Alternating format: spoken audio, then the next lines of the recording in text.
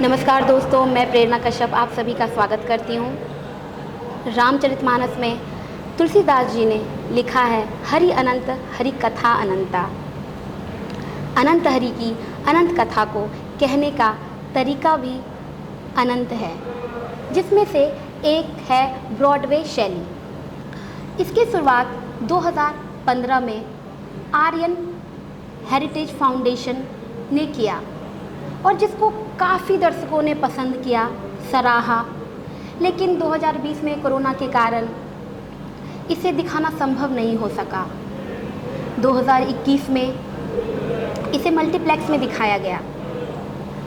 अब पुनः 2022 में यह एक भव्य रूप में प्रस्तुत होने वाली है।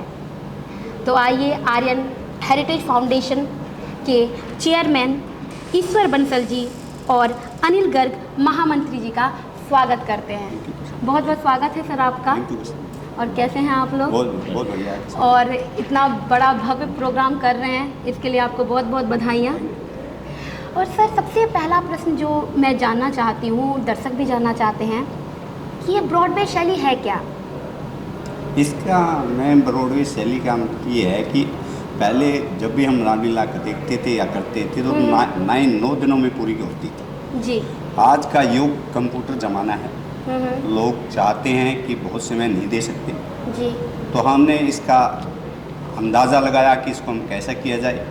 हमने इसको 9 दिन की कथा जो राम जी के सारे उसका राम जन्म से राज्याभिषेक तक हमने एक ही दिन में दिखाने का प्रयास करने के लिए ट्राई किया।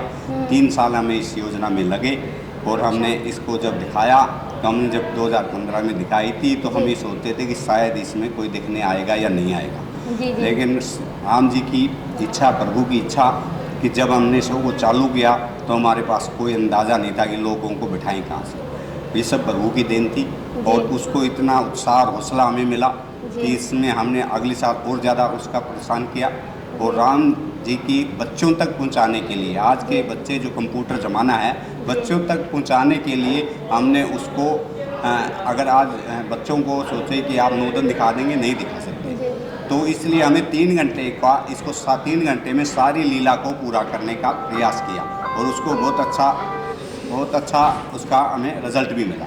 और आप लोगों के माध्यम से हमें इस चीज़ का बहुत हौसला बढ़ता है। जब आप लोग हमारी इस चीज़ों को इधर उधर दिखाते हैं तो लोगों तक मैसेज आता है। और राम जन्म का जो भगवान राम की मर्यादा का जो उल्लेख है, अगर हर बच्चे को पता लगे तो वो माता पिता की सेवा करना भी जानेंगे और जो मातृ शक्ति है उसकी ताकत को भी जानेंगे। इसलिए हम तो यही उपदेश देना चाहते हैं कि जो आज के बच्चे हैं वो अपने परिवार को कैसे चलाएँ, माता पिता को कैसे चला जाए। 14 साल का वनवास एक अपने माता पिता की आज्ञा के अनुसार उन्होंने काटना पड़ा और फिर भी वो मर्यादा पुरुषोत्तम भगवान कहलाए। यही एक हम राम जी की लीला लोगों तक पहुंचाना चाहते हैं। जय श्री राम। जय श्री राम। सर, आपसे जानना चाहूँगी कि अब तक हम लोग एक परंपरागत रामलीला देखते आए हैं, टीवी पे रामायण देखते आए हैं, तो यह कितना अलग है उससे? बिल्कुल, आप जानिए इस चीज़ को। ईश्वर जी ने वैसे तो बहुत कुछ बता दिया आपको। जी। कि परंपरागत रामलीला और हमारी जो रामलीला है उसमें बहुत अंतर है। परंपरागत रामलीलाएं 10 दिन की होती हैं, ईश्वर जी ने आपको अभी बताया ही। हमारी रामलीला एक ही दिन में पूरी हो जाती है, राम जन्म से और राज तिलक तक। आप 3.5 घंटे में हम संपूर्ण रामायण, इसलिए नाम रखा गया कि हम एक ही दिन में सब कुछ दिखाते हैं। और रोज़ एक ही तरह की रामलीला को हम प्रदर्शित करते हैं, इसलिए 6 ही दिन करते हैं। अच्छा जी। और ब्रॉडवे स्टाइल को इसलिए अपनाया गया, एक जनरली वैसे सीन्स आपने देखे होंगे, नाट्य रूपांतर देखे होंगे जी। लेकिन हमारे ब्रॉडवे में जो है ना जी, पूरा आपको जब आप दृश्य देखेंगे 3D का इफेक्ट आता है। अच्छा जी। आपने एक शो देखा होगा, गुड़गांव में होता था जंगूरा कर। जी, गुड़गांव में। Just like that. उसी तरह से हमारा ये शो है। आप देखेंगे तो आपको लगेगा नहीं कि ये महल सिर्फ एक रूपांतर है, वैसे ये बनाया गया लगेगा असली महल है। अच्छा। असली नदी है, असली जंगल है, पेड़ यहाँ भी खड़ा है तो यहाँ भी खड़ा है। अच्छा। वो दृश्य का जो ब्रॉड करना और अपने आप में लाइव दिखना, वो एक ब्रॉडवे रामलीला की खासियत है। हाँ, ठीक है। ये और आपने अभी कहा हरि कथा अनंता, तो इसका तो कोई अंत है नहीं। भगवान राम की लीला ठीक है, तुलसीदास जी ने उनको समेटा क्योंकि मजबूरी होती है, कथा तो रहती ही है। लेकिन हरि की कथा को कौन जान सका है?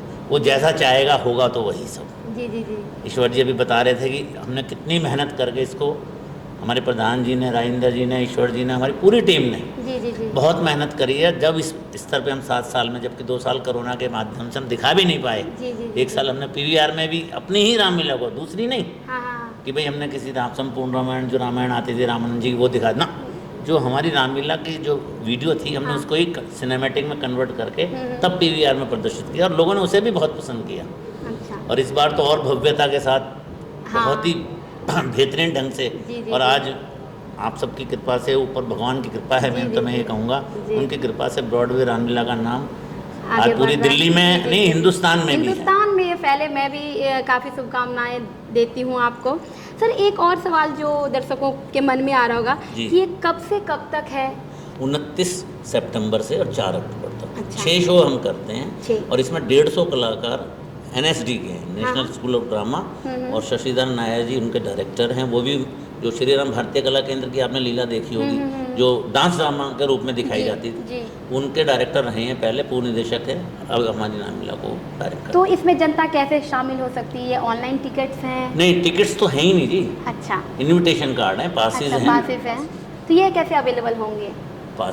ये तो सब मैम क्या है कि हमारे जितने भी लोग सहयोगी या जो लोग हमें सहयोग करते हैं, हम उनके घरों के माध्यम से उनके रिश्तेदार पड़ोसियों तक देते हैं, हम डिपार्टमेंट में भी भेजते हैं। और हमारी ये जो लीला है मैम, एक समझो कि हमारा प्रयास, इसकी हमारी जो लीला होने के बाद 10 कॉपी 10 दिल्ली के अंदर और आ गई है, छोटी रामलीला। अच्छा। और हमारा प्रयास ये है कि दूसरे शहरों में जाके, अयोध्या में भी जाकर के इसको दिखाएं। हमारी इच्छा है, ये प्रभु जी कब देंगे इच्छा, ये उनके ऊपर है।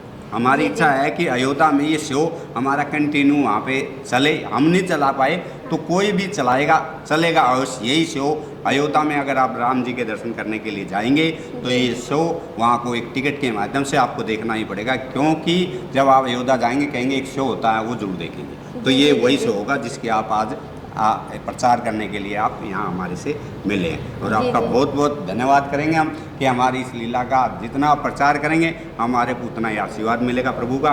हम तो यही एक इच्छा करते हैं। नहीं, हमारी भी इच्छा है कि ये जनता तक पहुँचे और जनता इसे इसके लिए हमारा प्रयास चल रहा है। अयोध्या में जो ईश्वर जी बता रहे हैं, इसके लिए हमारा पूरा प्रयास चल रहा है, योगी जी से मिलके या अपना पार्टी की हमारी अब की सरकारें हमारे से चाहती थी कि हमारे यहाँ कर दो, लेकिन हमने उनको कहा नहीं, हम यहाँ लीला यहीं करेंगे जब तक हमें ये जगह मिलेगी। दिल्ली सरकार ने भी हमारे से शो मांगे थे इंदिरा गांधी स्टेडियम में। अच्छा। बट वो क्योंकि पब्लिक के लिए वहाँ तो सिर्फ मंत्री देखते, यहाँ तो आम पब्लिक देख रही ना, आम जनता को उसका लाभ मिले, इसलिए इसका कोशिश करेंगे कि अयोध्या में इसका शो, जैसे अगर हम दुबई जाते हैं तो एक शो उसका देखना को मिलता है, कहीं जाते हैं तो राधा राम मंदिर वृंदावन में जाते हैं तो कृपालु महाराज जी के एक शो देखने को मिलता है। इसी तरह आप अयोध्या में जाएंगे तो कौन उसका संपूर्ण रामायण का शो जरूर होगा, लेकिन उसका कौन संचालन करेगा ये प्रभु ही बताएंगे। हमारी इच्छा है कि हमें भगवान ही आशीर्वाद का मौका। जी, हमारी पूरी शुभकामनाएं हैं और इस चैनल के माध्यम से भी आपका प्रचार होगा और सभी जनता इसको सराहे। हमारी बहुत बहुत शुभकामनाएं हैं आपके साथ। Thank you. तो स्वागत करते हैं आर्यन हेरिटेज फाउंडेशन के प्रधान राजेंद्र मित्तल जी का और वरिष्ठ उपाध्यक्ष सौरभ मित्तल जी का। बहुत बहुत स्वागत है सर आपका। सबसे पहले प्रेरणा जी आपका धन्यवाद, आपका समय निकाल कर हमारे मध्य में आए हैं। धन्यवाद। और आज हमारी इंटरव्यू कर रहे हैं, उसके लिए बहुत बहुत धन्यवाद। जी धन्यवाद आपका भी। सर, सबसे पहला सवाल कि ये जो ब्रॉडवे शैली है, ये आपके मन में कैसे विचार आया? ऐसा प्रेरणा जी, इसकी बहुत लंबी कहानी है जी, इसको संक्षिप्त में बताएं मुझे। अगर शुरू करूं अपने बचपन से। अच्छा। बचपन में गांव में रामलीलाएँ होती थी और हम लोगों को याद है कि भाई हम लोग जो है ना उस टाइम अपनी जगह घेरने के लिए जो है ना बोरियाँ बिछा के आते थे। जी। और उस पर मतलब ये होता था कि भाई रामलीला के नाम पे वहाँ पे जो है ना नौटंकियाँ ज़्यादा होती थी। क्योंकि देखो पात्र, लेडीज़ के पात्र भी जेंट्स भी करते थे जी। और वो क्योंकि उन दिनों में सर्दियाँ ज़्यादा होती थी या पता नहीं, हम लोग जो है ना, मुझे याद है रजाइयाँ और ब्लैंकेट्स पहन के जाते थे। जी। तो वहाँ से अगर हम शुरू करें तो हम लोग वहाँ पे भी बहुत इंजॉय करते थे। अच्छा। उसके बाद जब हम लोग मेट्रोपॉलिटन दिल्ली में आए तो जब देखा भी यहाँ पे इतनी भव्य रामलीलाएँ होती हैं और हम लोग चोरी छिपे, क्योंकि इंट्रोडक्शन तो किसी से था नहीं, हम लोग अशोक विहार की रामलीला में जाते थे, हम लोग रामलीला मैदान में भी जाते थे, फिर DCM की रामलीलाओं भी हम लोगों ने देखा, तो अच्छा लगता था। बड़े भव्य रामलीलाएँ होती थी, बहुत अच्छे लेवल पे होती थी। उसके बाद मेरे ससुर लवकुश रामलीला कमेटी के जो प्रधान हैं, उन्होंने लवकुश रामलीला कमेटी का फाउंड किया उन्होंने, और वो उसके अध्यक्ष रहे। तो शादी के बाद डेफिनेटली एज बीइंग ए दामाद तो हम लोग वहाँ पे जाते थे देखने के लिए, पर वहाँ पे भी रामलीला के नाम पे जो है ना वो थोड़ी सी पॉलिटिकल चीज़ें एक्टिविटी ज़्यादा रहती थी। अच्छा अच्छा। और उन पॉलिटिकल एक्टिविटीज़ में मतलब अगर कोई आपके यहाँ पे दो राय नहीं है कि भी अगर आपके यहाँ प्रधानमंत्री आ रहे हैं, राष्ट्रपति आ रहे हैं, तो डेफिनेटली आप उनको स्वागत करेंगे। तो उसमें वो हमें नहीं अच्छा लगता था कि यार कि भाई आप एक बड़ा मार्मिक सीन चल रहा है, राम जी जो है वो सीता जी को ढूंढ रहे हैं, वो विलाप कर रहे हैं, और कोई VIP आ गए और उनको अपने रामलीला को वहीं पर रोक दिया, तो साइड पे रोक के उनका जो स्वागत करने लगे। और सबसे बड़ी बात, रामलीला जब 10 दिनों की चलती थी, हाँ जी, हर रोज़ जाना एक एक पार्ट दिखाते थे, वो किसी के लिए भी वो संभव नहीं था कि भी हम लोग जाए हर 10 दिन जो है वो रामलीला जाके वहाँ पे देखें और अपना बच्चों को भी उसके बारे में कुछ बता सकें। इसमें कोई दो राय नहीं है कि भाई उस टाइम की जो संस्कृति कहीं ना कहीं हम लोगों ने बचा के रखी, चाहे वो किसी भी स्वरूप में बचा के रखी। तो फिर मेरे मन में ये आया कि भाई हम कुछ ऐसा करते हैं जिसमें सिर्फ और सिर्फ रामलीला से संबंधित चीज़ें करें, और इसको जो है ना शॉर्ट में करके 3 घंटे में हम पूरा जो है रामलीला दिखाया जाए, जिसमें बच्चों को भी वो समझ में आए, शुद्ध हिंदी में हम रखें। हमने श्री राम भातीकला केंद्र की रामलीला देखी है। अच्छा। वो 2-2.5 घंटे की रामलीला होती थी, और वो क्योंकि तुलसीदास के ऊपर बेस्ड थी और वो उसमें चौपाइयाँ और उसमें दोहों में थी, तो उसमें समझ में कुछ थोड़ा सा कम आता था। जिनको रामायण के बारे में पता है वो तो ठीक है, और उसमें लेते कि अभी ये क्या कहना चाह रहे हैं और क्या कह रहे हैं, पर जिनको रामायण की कहानी नहीं पता या जिन बच्चों को नहीं पता, तो उनको पूछते थे अपने पेरेंट्स से अब ये क्या सीन चल रहा है, तो हम लोगों को उनको एजुकेट करना पड़ता था, बेटा ये बात हो रही है, ये भी है। तो उन सब चीज़ों को दूर करने के लिए हमने इसको कहा कि इसको ना सरल भाषा में, हिंदी की सरल भाषा में जो है इसको बनाएंगे। तो उस पर हमने काम करना शुरू किया सम टाइम इन 2011 में। अच्छा, 2011 से 2011 में मतलब हमने प्रोग्राम बनाया यार इसको ऐसा कुछ करते हैं। तो इसके लिए सबसे बड़ा चैलेंज ये था कि भी इसको स्क्रिप्ट जो है वो कैसे तैयार की है। जी जी जी। अब इतना बड़ा रामायण ग्रंथ और उसको 3 घंटे में समाप्त करना कितना आसान नहीं था, मुश्किल काम है। एनी हाउ राम जी ने काम दिया था, हमने उसको कोशिश की और उन्होंने हमें इसको सफल भी बनाया। हमें इसको स्क्रिप्ट लिखाने में, करने में, ठीक करवाने में लगभग 1 साल लग गया। स्क्रिप्ट जब हमारी लिख के तैयार हो गई, तो अब हमने कहा इसको मंचन इसका करवाएंगे, तो उसका कैसे किया जाए। जी। मंचन में भी बहुत सारी चीज़ें इन्वॉल्व थी इसमें कि भाई सबसे पहले तो रिकॉर्डिंग करवाना, रिकॉर्डिंग किससे करवाई जाए, जी। कौन इसके पात्र जो है रहेंगे हमारे। तो कोशिश की हमने, मेरा संपर्क जो आपने महाभारत का नाम सुना होगा प्रिया चोपड़ा की, जी जी जी। जो सबसे पहले महाभारत आई थी, जी जी। उसमें संगीतकार थे राजकमल जी। तो राजकमल जी के पुत्र चंद्रकमल जी जो हैं वो भी म्यूजिक डायरेक्टर थे, और उसमें महाभारत में भी जय सूर्यकमल और चंद्रकमल जी का नाम है, जो कि राजकमल जी के बेटे थे। तो हमने चंद्रकमल जी से संपर्क किया, उनको बताया कि फिर हम ऐसे ऐसे एक रामायण बनाना चाहते हैं, तो उसमें हमें आपकी हेल्प चाहिए संगीत एज ए म्यूजिक डायरेक्टर। तो बड़े प्रभावित हुए जब हमने उनको बताया कि हम ऐसा ऐसा करना चाहते हैं, और उन्होंने मतलब हमारी पूरी हेल्प की, और उसमें संगीत के लिए उन्होंने हमें बताया कि भी हम बाद में इसकी आवाज़ के लिए आप किसको ले सकते हैं, गाना किसे गवाया जा सकता है, कैसे करें। तो टाइटल सॉन्ग की बात आई सबसे पहले कि भी जो टाइटल सॉन्ग है वो बड़ा इफेक्टिव और अच्छा होना चाहिए। तो उसके लिए हमने उदित नैन जी से संपर्क करवाया उन्होंने हमारा, और टाइटल सॉन्ग हमने उदित नैन से करवाया। और बाकी के जो सॉन्ग्स थे वो जितेंद्र जी हैं जी करके, बहुत ही मार्मिक, बहुत ही सुंदर आवाज़ है। हमारे इसमें लगभग 17-18 सॉन्ग्स हैं जो कि खुद के लिखवाए हुए हैं सॉन्ग हैं, क्योंकि हमारी स्क्रिप्ट जो है ना काफ़ी बड़ी हो गई थी, 4 घंटे की स्क्रिप्ट हो गई थी, तो हम उसको शॉर्ट करना चाहते थे। अब हम बड़ा दुविधा में थे यार कि भी कौन सा स्टैंडर्ड छोड़ा जाए। एक गाना है हमारा जो सीता हरण के टाइम का है, और एक गाना है जो हमारा लक्ष्मण मूर्ति के टाइम का है। उसके अंदर 5-5, 6 स्टैंडर्ड थे। हमने बड़े दिल पे हाथ रख के इसको कट शूट किया। अच्छा। क्योंकि इतना बढ़िया वो स्क्रिप्ट थी, उसके जो वर्ड्स थे, तो हम लोग नहीं छोड़ना चाहते थे, पर मजबूरी थी कि भाई बहुत लंबा टाइम हो गया था, 4 घंटे। शुरू में हमने इसको 3 घंटा 40 मिनट का रिकॉर्डिंग किया। अच्छा। अब शॉर्ट करके भी हम इसको कम से कम अब 3 घंटा 20 मिनट में कर पाए हैं। अच्छा, तो ये सारे गाने आप लोगों ने नए बनाए हैं? यस, टोटल मतलब 16-18 गाने जितने भी हमने खुद लिखवाए हैं।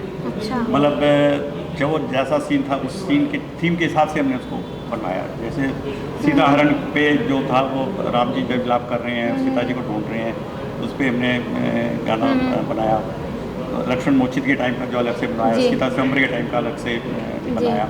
तो हर राम जन्म के टाइम पे अलग बनाया टाइटल सॉन्ग ना, तो ऐसे करके 17-18 गाने जो हमने पूरे अलग से बनाए। अच्छा। उसके बाद जब हमारी ये पूरी स्क्रिप्ट तैयार हो गई, उसके बाद म्यूजिक डायरेक्टर करके हमने ट्रैक बना लिया। अब ये था इसको मंचन कैसे कराया, क्योंकि मैं ऑलरेडी वैसे और भी 1-2 संस्थाओं से जुड़ा हुआ था, हम इस टाइप के मामला करते थे। अच्छा। पर मैं उनको कोई डिस्टर्ब नहीं करना चाहता था, मैं एक नई टीम पूरी क्रिएट करना चाहता था। तो उसके लिए मैंने जो है अपने किसी मित्र की हेल्प ली। उन्होंने मुझे एक पार्ट से मिलवा दिया कि भी ये हमारी कलाकार हमें प्रोवाइड कर देंगे। अब कॉन्टेक्ट भी मैंने उनसे कर लिया, पर मैं सेटिस्फाई नहीं था कि भाई जो हमने किया वो एक 10 दिन की रामलीला करने वाला बंदा है, वो कहीं ना कहीं वो पुट आ ही जाएगा। अब जैसे मैं हरियाणा से बिलोंग करता हूँ जी। अब हरियाणा में कितना भी कोशिश कर लूँ कि भाई हिंदी में मैं बात करूँ, कहीं ना कहीं वो हरियाणवी पुट आ ही जाएगा। जी जी जी, वो तो है, टोन वो आ ही जाती वो है। कहीं ना कहीं वो जो 10 दिन की रामलीला करने वाले थे उसको अगर मैं 3 घंटे में समाप्त करने के लिए बुलाता हूँ, कहीं ना कहीं हमें लगा यार कि वो 10 दिन वाला चीज़ आ जाएगी। तो संयोग की बात थी या राम जी की कृपा थी, तो उन्होंने हमें एक ऐसे बंदे से मिलवा दिया कि भाई वो हमने उसका एक प्रोग्राम देखने के लिए गए, और वहाँ पे हमने डिसाइड किया कि हमने अगर जो डायरेक्शन करवानी तो इसी से करवानी है। तो उन्होंने हमें बड़ा डिस्कस किया कि भाई एक्चुअली संस्थाओं में क्या होता है, प्राइवेट में इन लोगों को ये होता है यार पता नहीं पैसा मिलेगा नहीं मिलेगा, ऐसा तो नहीं हमें पीछे पीछे घूमते रहना पड़ेगा। और उनको बड़ा बैड एक्सपीरियंस, और वो अपनी जगह पे सही है। हाँ, क्योंकि देखिए अब काम कहीं करते ना हैं कहीं कलाकार। मतलब देखो हम लोग के हाल में तो करोड़ा होता है, अब पैसे आ गए तो हमने आगे दे दिया, पर हमारे यहाँ पे वो चीज़ नहीं थी। मैंने आज तक कभी किसी को एडवांस नहीं दिया, ना किसी ने मांगा, मैं खुद बुला के देता हूँ पैसे सबको। दशहरे वाले दिन हमारे मतलब किसी का कोई पैसा बैलेंस नहीं रहता, अच्छा। मतलब सबको बोल दिया भैया दशहरे वाले दिन जिसका जो पैसा बनता है अपना ले जाए। तो उसमें मैंने उस बंदे के पीछे में पड़ा और उसको मैंने राजी किया कि भाई नहीं जी मतलब हमारी डायरेक्शन आप नहीं करनी है। तो जैसे तैसे करके वो एग्री हो गए। अब उनको तो एग्री कर लिया, हमने कहा भी आपको टीम भी आपने अपनी चुननी है, फिर बहुत सारी है कॉस्ट्यूम्स की बात आती है, फिर सेट्स की बात आती है, तो ये सब चीज़ें मतलब जो है वो करना था। खैर जैसे तैसे करके हमने किया। इस पूरे प्रोसेस में हमें 3 साल और लग गए। अच्छा। लगभग 2011 से शुरू करके 2014 में जाके जो है मतलब हम लोगों ने मतलब ये ट्रैक पूरा किया। मतलब कहने का मतलब ये है कि भी एक जो नींव हमने रखी थी उस पर इमारत हमने बना दी 2014 में। अब उसमें इमारत बनाने में हमने उसको रहने के लिए बंदों को ढूंढना था जी। जो भी रहे। तो उसके बाद फिर हमने 2015 में एक आर्यन हेरिटेज फाउंडेशन करके सोसाइटी बनाई। और इसको भी ये है कि देखो पैसा तो हर जगह पे चाहिए होता है, मंचन करने के लिए भी, व्यवस्था करने के लिए भी पैसा चाहिए था। हम लोगों ने 25 लोगों की टीम बनाई और आज जो ये इतना भव्य प्रोग्राम चल रहा है आप सबके सामने है। आपने पता नहीं मुझे देखा या नहीं देखा, अगर आप देखेंगे तो आपको समझ आएगा कि ये क्या चीज़ हमने बना दी है। जी जी जी, नहीं काफ़ी भव्य है और आपको इसके लिए काफ़ी बधाइयाँ देना चाहूँगी कि इतना अच्छा आपने ये कंसेप्ट चूज़ किया है और जनता भी आपको काफ़ी सराहेगी और इस हमारे माध्यम से सभी को पता चलेगा, पूरे देश दुनिया में पता चलेगा कि इस तरह का भी कंसेप्ट हो सकता है रामायण को दिखाने का। और जो अभी संस्कृति एक तरह से विलुप्त होती जा रही है कि बच्चे इससे दूर जाते नज़र आ रहे हैं, तो वो चीज़ें शायद मुझे लगता है, आशा करती हूँ कि बच्चों को भी पसंद आए, उसके अभिभावकों को भी पसंद आए और वो जो हमारा संस्कृति है, राम के बारे में जानने की इच्छा है और जो उन्होंने काम किए हैं, जो एक सफल राजा के रूप में, एक सफल बेटे के रूप में उन्होंने कार्य किया है, वही छवि बनाएंगे आजकल के बच्चे। मैं इसमें आपको एक और जानकारी दे दूँ। जी। हमारी इस रामायण में जो है ना बच्चों का ही ज़्यादा इंटरेस्ट होता है। एक टाइम पे पेरेंट्स या बच्चे को कहते हैं यार कि भी चलो चलते हैं यार, बहुत होगी बाकी कल देख लेंगे, और हिलने नहीं देते बच्चों को। बच्चे जो है ना पेरेंट्स को हिलने नहीं देते, नहीं जी हमें तो पूरी देख के जाना है। हाँ, वो इसीलिए मैंने कहा कि बहुत इतना अच्छी। ध्यान से देखते हैं। मैं आपको बताऊं, हमने 2015 में स्टार्ट किया था। जब 2015 में हमने स्टार्ट किया तो इसमें हमने बेस बनाया था शिव जी और पार्वती जी को। अच्छा जी। शिव जी जो है वो पार्वती जी को राम जी की कहानी रामायण बता रहे हैं। तो उसके बाद हमने इसमें कुछ थोड़ा सा चेंज किया अगले साल में। तो उसके बाद हमने कहा यार इसको जो है बिल्कुल ही चेंज करते हैं। अच्छा। थोड़ा सा जो है ना वाल्मीकि की तरफ लेके चलते हैं इसको। तो इसमें हमने ट्रैक में पूरा चेंज करवाया काफ़ी कुछ। तो अच्छा। जब नया हमने ये कंसेप्ट किया तो अगले साल बच्चे हमें कुछ मिले, अंकल अब की बार वो सीन नहीं था उसमें जो पिछले साल था, जो आपने नारद मोह भंग की जो कहानी आती है वो इसमें नहीं थी अब की बार। मैंने कहा बेटा अब की बार हमने पूरा इसको चेंज किया। वो तो आपको पता लग गई ना नारद मोह भंग वाली जो कहानी तो। जी, जी, जी, अब हमने जी। इसको नया रूप दिया है। जी। तो कहने का मतलब यह है कि बच्चे इतना ज़्यादा इंटरेस्ट लेके देखते हैं, उनको समझ में आती है कि भाई वास्तव में मतलब क्या चीज़, उसको बताने की जरूरत नहीं पड़ती। वो पेड़ से नहीं पूछता अब ये क्या चल रहा है। नहीं, सबसे अच्छी बात मुझे और एक लगी है कि आपने संपूर्ण रामायण को 3 घंटे में आपने दिखाया, प्रस्तुत किया है। तो ये एक बड़ा चैलेंज है, क्योंकि जहाँ 9-9 दिन लोग देखते थे और 9 दिन आना पड़ता था, और इस भागदौड़ बड़ी ज़िंदगी में जो है लोगों के पास इतना समय नहीं है, तो आपने बहुत ही बेहतर तरीके से इसको 3 घंटे में समेट लिया। ये तो काफ़ी मुश्किल काम रहा होगा आपके लिए। और इसमें मैं आपको और एक बात बताता हूँ, हमने इसमें ऐसी बहुत सारी चीज़ें ऐसे में ऐड की हैं जो लोगों को पता ही नहीं थी। अब हर आदमी जो केकई के पक्ष को है ना वो सोचते हैं यार ये केकई ने बड़ा गंदा किया जी। भाई, उसने जो है वो राम जी को माफ नहीं किया, पर उसके पीछे ये नहीं देखते उसकी मंशा क्या थी केकई। हमने इसमें इसको पॉजिटिव पार्ट भी दिखाया है। अच्छा।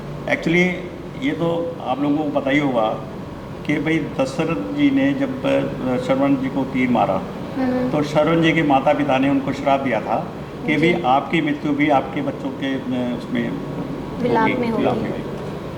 अब उसमें 2 चीज़ें, एक तो उनको वरदान भी मिल गया क्योंकि राजा दशरथ की संतान नहीं थी उस टाइम। तो एक बार सब सारी रानियां जो हैं वो बैठी हुई थी, विचार हो रहा था यार कि भाई हमने ऐसा क्या किया कि भाई हमारी संतान नहीं हो रही। तो राजा दशरथ जो है ना अपने मन की व्यथा बताते हैं कि यार ऐसे इसकी वजह से भी हो सकता है कि भाई हमें मतलब दशरथ के को तीर मतलब उसको श्रवण कुमार को तीर मारा, उसकी श्राप है या क्या है।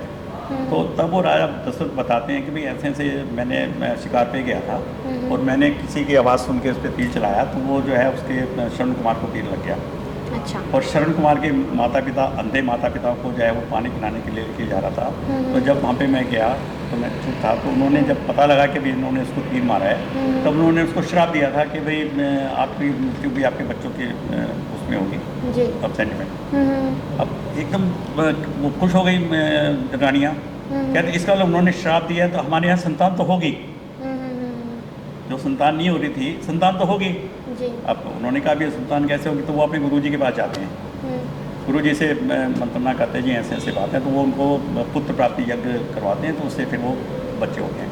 अच्छा। अब केकई की दुविधा ये थी कि भाई दशरथ की मृत्यु जो है वो बच्चों के ना रहने पे होगी। अब 2 बच्चे ननियाल भेज दिए, भरत और शत्रुघ्न, राम और लक्ष्मण यहाँ पे रह गए। तो उनको वनवास में भेज क्या, मतलब किसी भी लंबे समय के लिए अगर बच्चों को बाहर भेज दिया गया तो वो सब तो अकेले रह गए ना। तो उसके पीछे से जब उनकी मृत्यु हुई, मतलब इसमें चारों बच्चों को छोड़ के ये दशरथ की मृत्यु जो है वो एक कारण। तो इसमें जो है केकई को जो है मतलब ये हुआ कि भाई उन्होंने अच्छाई के लिए उनको भेजा। चलिए, एक नया चीज़ देखने को मिलेगा दर्शकों को। तो सौरभ जी, मैं आपसे जानना चाहती हूँ कि जिस तरह से आपने रामायण पे काम कर रहे हैं आप, तो क्या आपने सुना है कि आपने कहा है कि जो आप भगवत गीता पे भी इस पे काम करने वाले हैं? नहीं, इसमें थोड़ा सा मिसकम्युनिकेशन रह गया। हाँ। वो भगवत गीता नहीं थी, भागवत कथा थी। अच्छा, भागवत कथा थी। भागवत कथा जो 7 दिन की होती है, उस पर काम कर रहे थे। अच्छा, तो कब देखने मिलेगी कृष्ण का भव्य विराट रूप? इसका रूट तो नो डाउट जो आप संपूर्ण रामायण देख रहे हैं, हाँ, कोशिश हाँ। ये है कि एक बेंचमार्क मिल गया तो इस बेंचमार्क को क्रॉस किया जाए। जी तो एक बड़ा चैलेंज भी है जी जी जी। और वो सब्जेक्ट भी ऐसा है कि बहुत लंबा है। ये तो एक कहानी है, हाँ। रामायण की बड़ी लीनियर कहानी है कि ये हुआ फिर ये हुआ फिर ये हुआ। भगवत कथाओं में पूरे अवतारों का वर्णन है, अच्छा। प्लस और भी आगे पीछे, एक बार यहाँ जा रही है कहानी, फिर यहाँ जा रही है, फिर यहाँ जा रही है। तो उसका पूरा एक लीनियर वे में बताना कि पहले ये हुआ फिर ये हुआ और ये जो हुआ वो इसीलिए हुआ और इससे हमें क्या सीखना है। और खाली देखो हमारे हिंदू धर्म में दिव्यताएं बहुत हैं जी। पर वो सीख उन दिव्यताओं में दी जाती है, बट वो कहीं ना कहीं सीख गुम हो जाती है। हमारा उद्देश्य यही रहता है कि उन सीख को आगे लेके आया जाए और दिव्या को थोड़ा सा पीछे ले आया जाए। भक्ति है बहुत ज़रूरी है, बट भक्ति के पीछे एक जो उद्देश्य है, जो गुण है, जो उद्देश्य है वो सामने आना चाहिए। जी।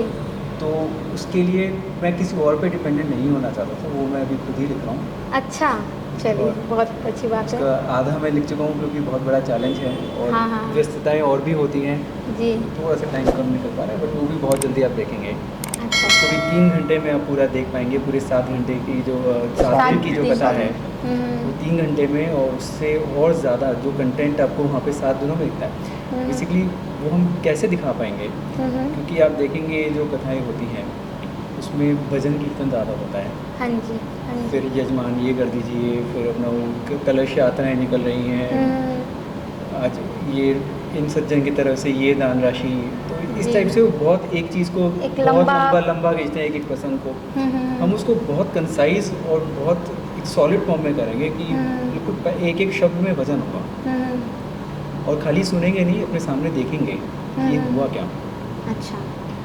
तो ये है, और इसके आगे प्लानिंग तो बहुत है बट अभी बहुत जल्दी है कहना। अच्छा अच्छा, वो ये तो और भी वाकई- मतलब तैयारियां आप वो कर रहे हैं माइंड इसमें। में तो अभी बहुत कुछ है, अच्छा। पर वो थोड़ा सा जल्दी मैंने बोल दिया था भगवत कथा के बारे में भी। जी जी जी।